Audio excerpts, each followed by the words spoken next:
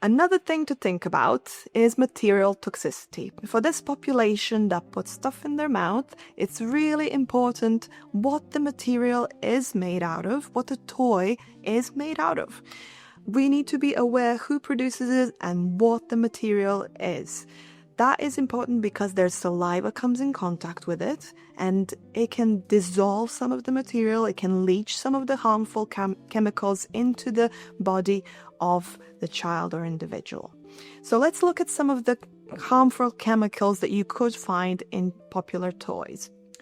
There are phthalates, which can be found in soft plastic and teething rings and other similar toys.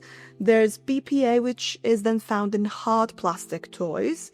And you probably remember and have heard about the vintage toys and the risk of them being painted with those old paints that include lead or cadmium. Finally, there's foam toys, play mats, even some costumes that include flame retardants. All of those things, it's a big list and you might not remember all of that. So it's worth mentioning that you should avoid those cheap, soft plastics. First of all, because they could be chewed off and turned into small parts, but also soft plastics could include a lot of these harmful chemicals.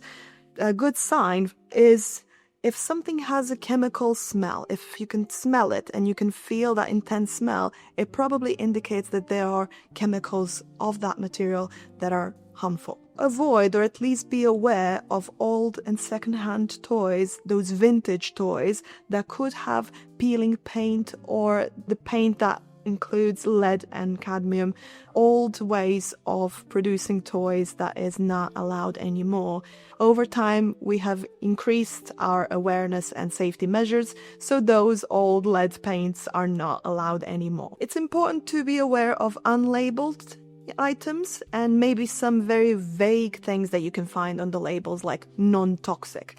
Non-toxic does not really give you a lot of information. It's something that anyone can write on the packaging. What you should be looking for is some certifications and notes of safer materials like FSC certified wood or organic cotton labels or food grade silicone for anything that's going to come in contact with the mouth. ABS is usually safe, as well as EVA plastic, but all of that information you can find on packaging of those reputable sellers who care about the health of your child and want what's best for them. There's lots of different community groups that are promoting this idea of less toxic materials in children's toys and products.